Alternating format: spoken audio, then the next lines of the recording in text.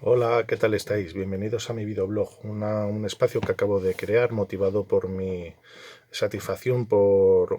transmitir, comunicar, divulgar historias relacionadas con ingenios, ingenieros, obras de ingeniería. En cada capítulo lo dedicaré a un tema específico que lo comentaré pues al principio para que veáis si os interesa o no. No, bueno, no descargo, vamos, seguramente. Sí, no, con toda seguridad me enrollaré como las persianas y tendré idas por los cerros de Úbeda. ¿Qué le vamos a hacer? Eh, con la intención siempre de entreteneros, transmitiros curiosidades y también a unos que otros, pues también contribuir o ayudar a conciliar el sueño. En este caso, para empezar y brevemente, a lo mejor sin extenderme mucho, os quiero hablar del caso de la historia de la construcción del Canal de Panamá. Leí hace un tiempo, unos años, un libro muy interesante, La fiebre de Panamá, publicado en 2010, el autor Matthew Parker,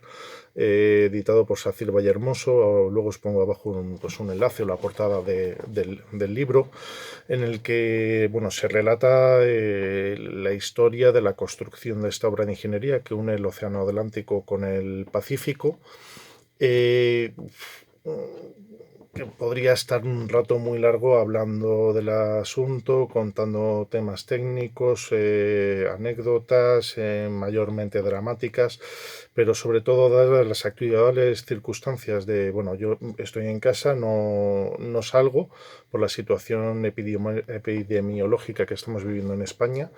con el tema del coronavirus y bueno, pues por eso me he acordado de esta historia del Canal de Panamá, porque entre las muchísimas complicaciones que hubo para poder llevarlo a cabo, hubo dos muy serias que si no se hubiesen, bueno, no llegar a erradicar, pero controlar, no, nunca se hubiera acabado el Panamá, la cuestión de la fiebre amarilla y la malaria.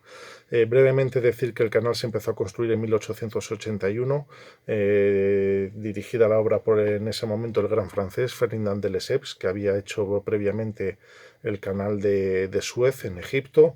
un canal que empezó el primer barco en 1867, circuló, lo navegó el primer barco, pasó del mar Mediterráneo al Mar Rojo o viceversa, no lo sé, tenemos una de las dos opciones. Eh, Canal que era a nivel, no era un canal con esclusas. No voy a decir que fuese, digamos, fácil su construcción, no debió ser fácil en absoluto, que tuvieran problemas y me consta que fue muy dramático para la población egipcia que prácticamente se vio obligada a participar en ello, poco menos que escarbando con las manos. Pero el caso es que no era Panamá. Este señor, no sé si esto lo debió de tener en cuenta o no,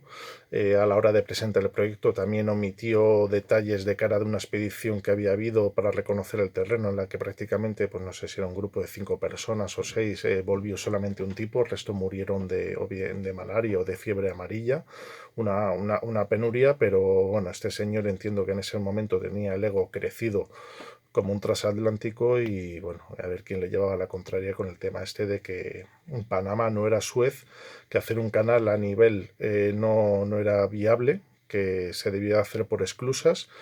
y que, bueno, el régimen de lluvias no tiene nada que ver, claro, con el tema de Egipto,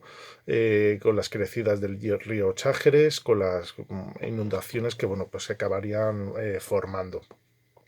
El caso es que, pero bueno, tiraron para adelante y empezaron la obra del canal. Y bueno, por un lado el tema técnico, excavar el corte Culebra, digamos, lo que yo entiendo que es la continuación de la cordillera de los Andes,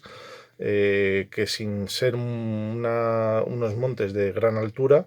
pero parece ser, según tengo entendido, que están formados por rocas sedimentarias que a la hora de excavar pues tienden a deslizarse las unas sobre las otras y con tendencia a que haya derrumbamientos y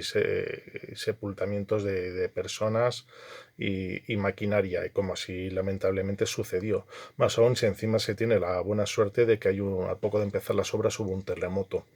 El caso es que, bueno, ya para 1889 no era viable, la empresa quebró, ya Lesseps había admitido la opción de hacer esclusas, de que eso no se podía hacer a nivel, esclusas en las cuales participó en el diseño, en el proyecto, el propio Eiffel, que luego se vio enturbiado, porque bueno, todo esto estuvo salpicado todo de corrupción, manipulación mediática, mentiras, en fin,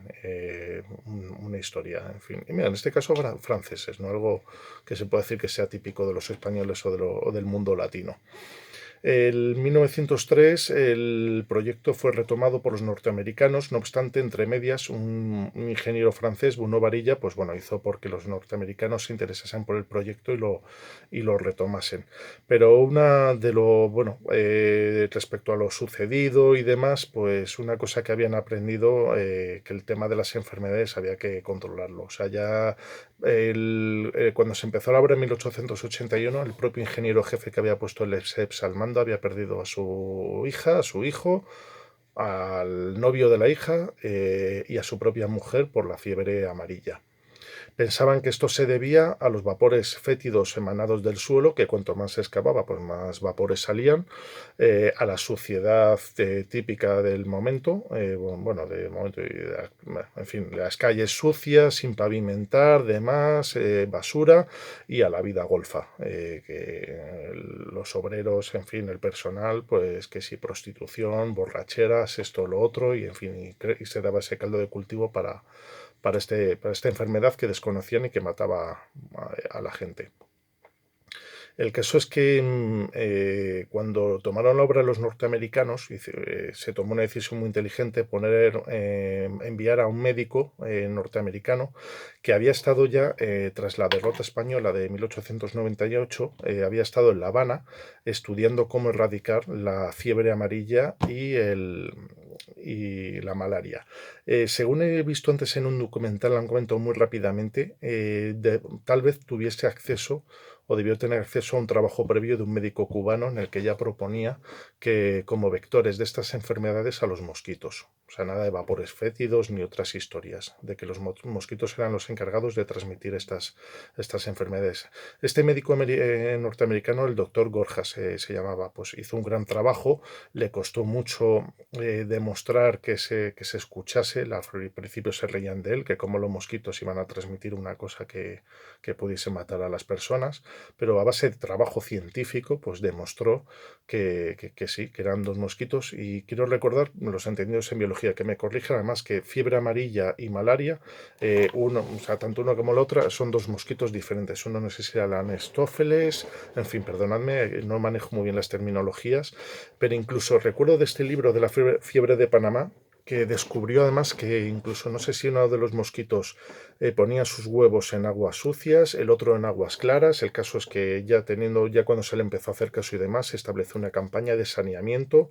de limpieza de aljibes, establecer depuradoras, fumigación de zonas, en fin, propicias para la cría de estos mosquitos. El patógeno, además, que tengo entendido que lo transmite la hembra del mosquito, bueno, da igual, o sea, eso si es la hembra o el macho. Pero vamos, atacar a los focos de reproducción de los mosquitos. Y lo lograron. Consiguieron no hacer desaparecer estas dos enfermedades. La fiebre amarilla, que según tengo entendido es un virus, la malaria es un parásito que pasa del mosquito al humano y que creo que aloja sus huevos en el hígado y te hace ponerte muy malo. Hoy día tengo entendido que hay tratamientos para la malaria, para evitar, en fin, que te afecte, demás. Pero bueno, en aquel momento lograron superar porque los obreros morían a cientos. O sea, aparte de los accidentes, los desprendimientos de tierra, demás, era el factor endémico que no les permitía avanzar, o sea, caían como moscas. Y bueno, pues lo que decía, el factor humano necesario para llevar a cabo esta obra, pues fue imprescindible el trabajo de la medicina y de la prevención y de la higiene para erradicar este problema y conseguir llevar adelante la obra. Bueno, y también comento que en el factor técnico fueron fundamentales el ferrocarril como medio de transporte de movimiento de tierras, de materiales y incluso de excavadoras en ese momento, excavadoras de vapor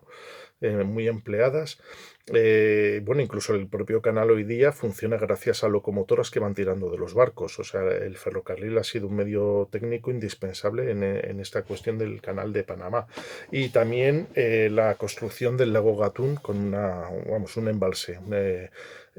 hacer una presa, la presa Gatún, y embalsar el río Chagres y de esa manera convertir el río en un aliado, creando una gran masa de agua en la que los barcos ya suben las esclusas, se cruzan, fondean, demás, hasta que pueden empezar otra vez a bajar las esclusas y da aporte de agua para subir y bajar, abrir y cerrar los vasos de las esclusas. En fin, bueno, sin extenderme más, esta es un poco lo que quería contar de la historia del Canal de Panamá, que se puede estar horas y horas hablando de ello, pero en lo referente al tema de las enfermedades, que fue un drama, pero lo que quiero transmitir que es un drama que con trabajo científico, con estudio y con acción, pues se superó, se fue teniendo claro que era lo que había que evitar para que proliferasen tanto estos mosquitos y bueno, se superó y nada, que ahora mismo pues los españoles tenemos el problema que tenemos encima, lo tienen también otras naciones, pero bueno, nosotros nos estamos enfrentando a una situación, pues bueno, creo que realmente difícil, pero bueno, hay que seguir adelante y yo desde mi confinamiento con buen gusto en casa, eh, pues seguiré trabajando en capítulos sucesivos, contando, pues en fin, historias que en un poco nos pueden ayudar a ver qué situaciones difíciles se pudieron sacar adelante y, en fin, que nos ayude a tener optimismo. Gracias por vuestra atención. Si os ha gustado este vídeo, dadle a me gusta, suscribiros para estar al tanto de mis historias y con gusto acepto comentarios constructivos en las opiniones constructivas. Y lo dicho, gracias por vuestra atención y hasta pronto.